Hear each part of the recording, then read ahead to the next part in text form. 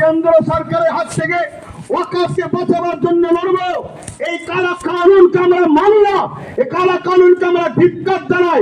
এই কালা কানুন সংবিধান বিরুদ্ধে, অতএব সংবিধানের বিরুদ্ধে যে কোনো কাজকে আমরা ছিঁড়ে ফেলে দিই, তার কোনো গুরুত্ব আমাদের কাছে নাই। ঠিক তেমনি রাজ্য সরকার কিভাবে ওয়াকফ সম্পত্তিকে তার কিছু নেতা মন্ত্রী বড় বড় লেভেলের লোক পর্যন্ত দখল করে বসে আছে, সেগুলোকেও উদ্ধার করার দরকার আছে না নাই? এইরকম দুরকম যারা এই দুই কথা বলবে, কেন্দ্র রাজ্যের উভয় থেকে উদ্ধার করতে হবে, তারা যেই হোক তাদের ডাকে আমরা আগামী দিন পূর্ণ সহযোগিতা এবং সাপোর্ট থাকবে আহলে সুন্নাত ওয়াল জামাতের। আপনাদের মতামত কি? প্রস্তুতি সব মতামত নিচ্ছি, মতামত কি ঠিক বলছেন তো নাকি? কিন্তু দেখা যাবে উল্টো হচ্ছে, তাহলে হবে না।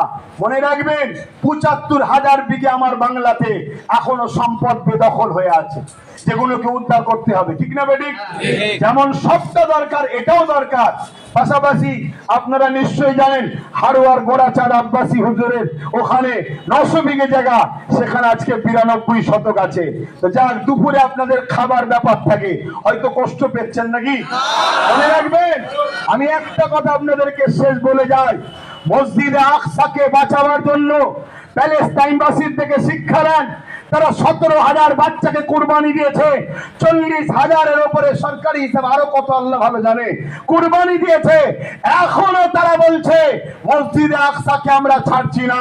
তাহলে তারা অল্প সংখ্যক হওয়ার পরেও একটা মসজিদে আকসার জন্য আজকে এত বড় কুরবানি দিতে পারে। আমরা পুরো ভারতবর্ষের হাজার হাজার বছরের ঐতিহাসিক মসজিদ, হাজার হাজার বছরের মাদ্রাসা, হাজার হাজার বছরের কবরস্থান, হাজার হাজার বছরের দরগা, আমার গরিবের নওয়াজের দরবার, এইভাবে প্রত্যেকটা জায়গাকে বাঁচাবার জন্য প্রয়োজন যদি হয় ২০-২৫ কোটির মধ্যে থেকে ২-৫ কোটি মুসলমান আমরা জান দিতে প্রস্তুত আছি। এই বিজেপি সরকারের এই প্রচার আমাদেরকে বাংলার অলিতে গলিতে ছড়াতে হবে। এই দায়িত্ব আপনারা কারা নিতে রাজি আছেন? হাত তুলে দেখান। দায়িত্ব নেবেন আপনারা, দায়িত্ব নেবেন। মনে রাখবেন, আপনারা প্রত্যেকটা অঞ্চলে আহলে সুন্নাত ওয়াল জামাতের পক্ষ থেকে আপনারা প্রতিটা অঞ্চলে ব্যানার তৈরি করুন। আরে আপনারা প্রতিবাদ সভা করুন, আপনারা করুন, দিল থেকে কথা বলবেন, এ কথা আল্লাহ কবুল করবে। নাই ভাড়াটিয়া কাউকে নিয়ে আসবেন, এমন জন আসবে দেখা যাবে সে ওয়াকফ ঝাড়ে, যে ঝাড়ে তাদের সঙ্গে ভেতরে ভেতরে সেটিং আছে। আজকে আমাদের ক্ষতি হয়েছে কেন? আমাদের ক্ষতির পিছনে আমাদের একদল মুনাফিকদের হাত আছে। তাই আপনারা করুন, আপনাদের শিখতে হবে, আপনারা ছোট ছোট করে করুন। এই ছোট ছোট আপনাদের করার যে ছবিগুলো হবে, এই ব্যানার টাঙাবেন, ছবি হবে, সেইগুলো আমি দুটো নম্বর দিচ্ছি, এই দুটো নম্বরে পাঠাতে হবে। কারণ এত বছরের সংগঠনের ফল এবারে কাজে লাগাবার দিন এসেছে। কারণ আমরা অঙ্গীকারবদ্ধ, আমরা ধর্মের জন্য, দেশের জন্য, মানুষের জন্য লড়বো, এজন্য সংগঠন করেছি, তাই তো নাকি? অতএব আহলে সুন্নাত ওয়াল জামাতের ব্যানারে মা বোনেদেরকে একটু দূরে একটা মানে ব্যারিকেড করে দেবেন, সেখানে বসবে, সামনে পুরুষরা বসবে, কারণ তাদেরও জানা দরকার আমরা যা আছি 50% মা বোনেরা আছে, তাই তো নাকি? তাহলে তারা যদি না জানতে পারে, 50% মানুষ ওয়াকফ সম্বন্ধে জানবে না। কেন্দ্র সরকার রাত 11টার সময় চুপি চুপি বিল পাস করে নিচ্ছে, কেউ জানতে পারবে না।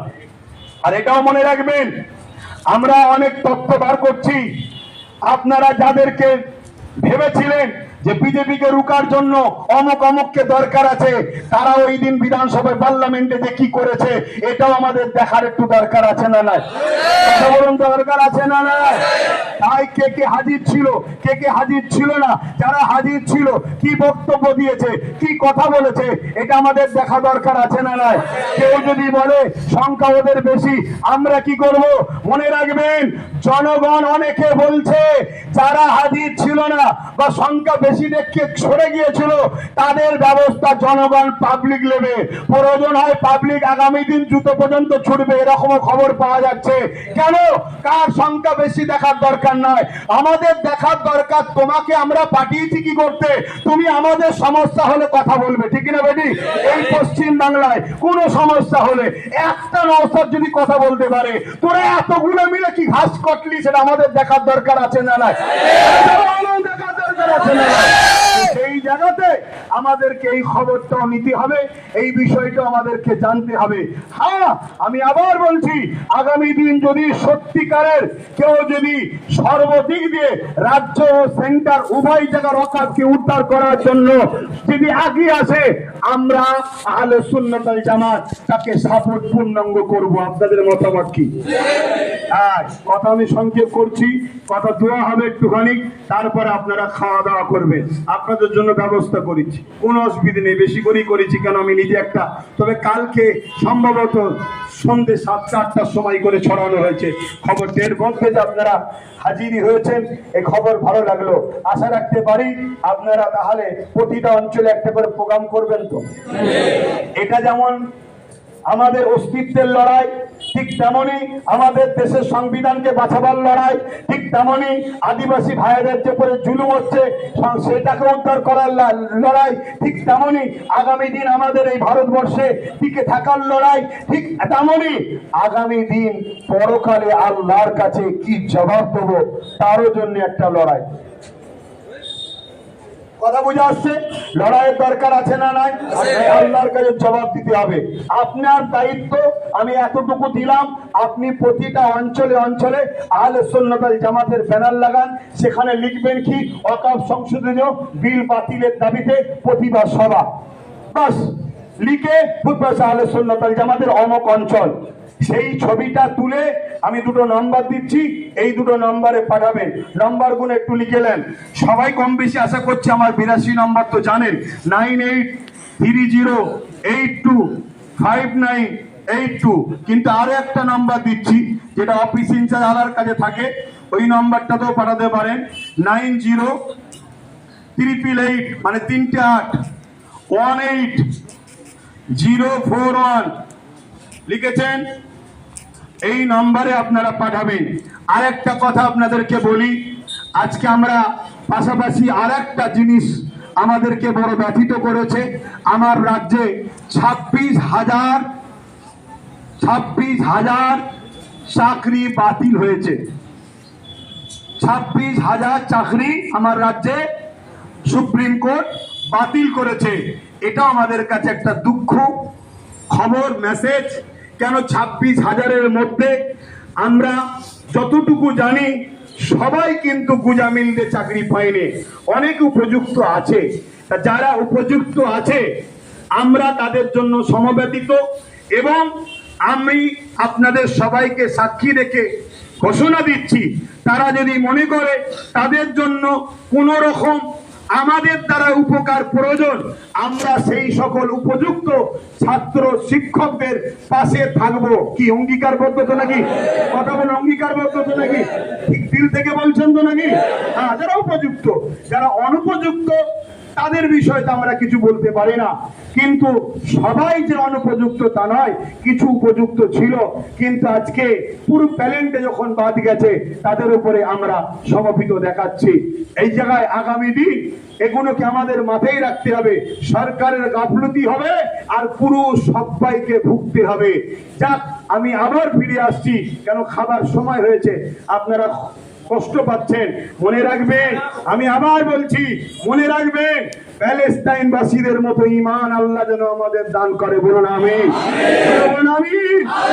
প্যালেস্টাইনবাসীর জন্য ওই প্রোগ্রামে যিনি একজন দোয়া করবে, বিশেষ করে প্যালেস্টাইনবাসীর জন্য বেশি বেশি করে দোয়া করতে বলবেন, এবং আমাদের ঈমান আল্লাহ যেন প্যালেস্টাইনবাসীর মতো করে, আমরাও যেন আমাদের জানমাল এই কেন্দ্র সরকারের কারা কানুনের বিরুদ্ধে লড়তে গিয়ে মসজিদ মাদ্রাসার জন্য আমাদেরও জীবন যেন আমরা উৎসর্গ করতে পারি। বলুন ইনশাআল্লাহ।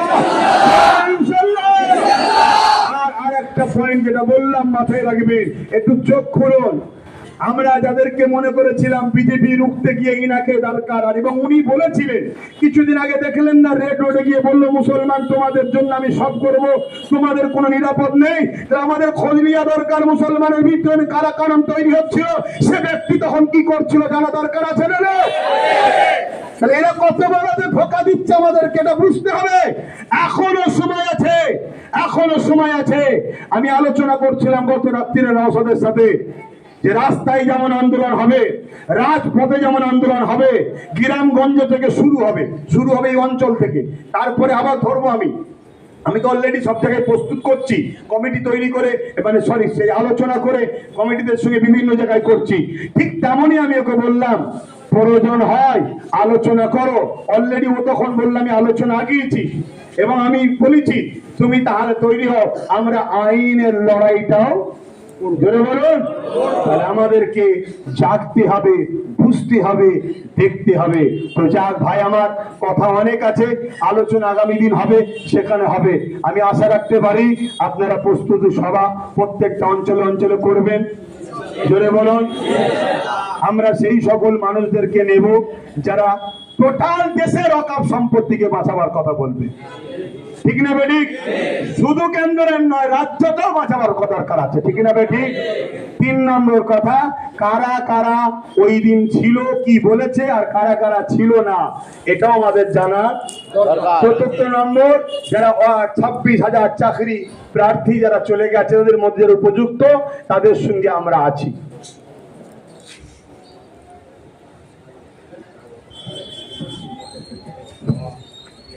আচ্ছা, কয়েকটা পয়েন্ট আপনাদেরকে বলে দিই, যেগুলো আপনারা আলোচনা করবেন, মানুষকে জানাবেন। কেন্দ্র সরকার এত ভয়ঙ্কর আইনটা তৈরি করছে, তার মধ্যে একটা পয়েন্ট দিয়েছে, যারা ওয়াকফ করবে, আল্লাহর রাস্তায় দান করবে, তাকে প্র্যাকটিক্যাল মুসলিম হতে হবে। সেই যে মুসলিম, সে প্র্যাকটিস করেছে, প্র্যাকটিসিং মুসলিম হতে হবে। কথা বুঝে আসছে? এবং 5 বছর সে ধর্ম প্র্যাকটিস করছে, এটা প্রমাণ করতে হবে। এই প্রমাণটা নেবে কে? জেলার যারা কালেক্টর, তারা।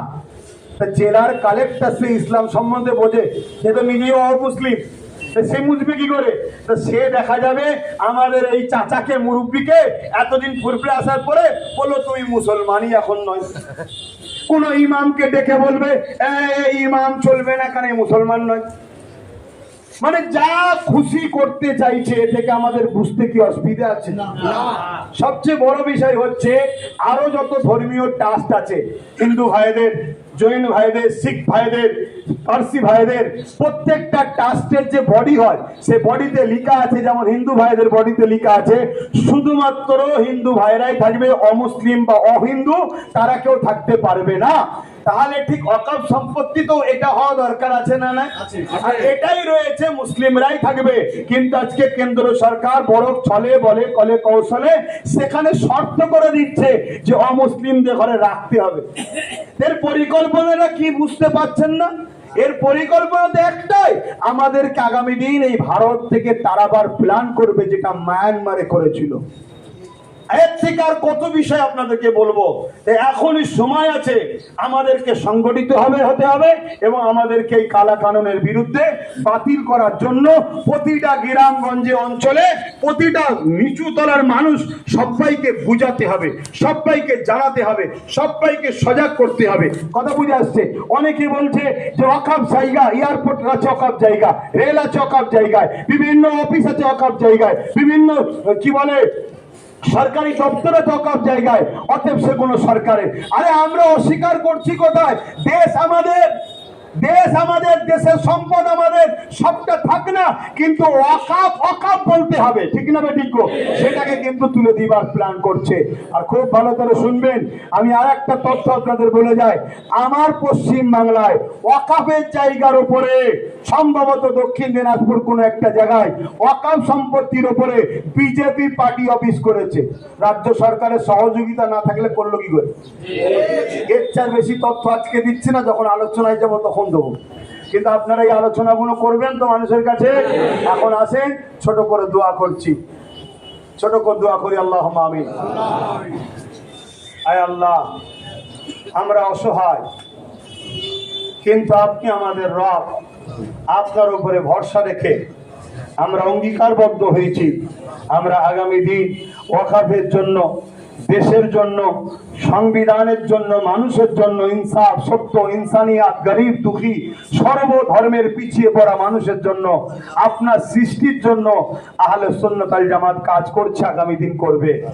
আয় আল্লাহ, আজকে কেন্দ্রের জালিম সরকার ফ্যাসিবাদী সরকার সংবিধান বিরোধী যে কালা কানুন তৈরি করে পাশ করলো লোকসভা থেকে, আল্লাহ ওই কানুনকে প্রত্যাখ্যান করার, বাতিল করার লক্ষ্যে আল্লাহ আমরা সংগঠিত আজকে হয়েছি।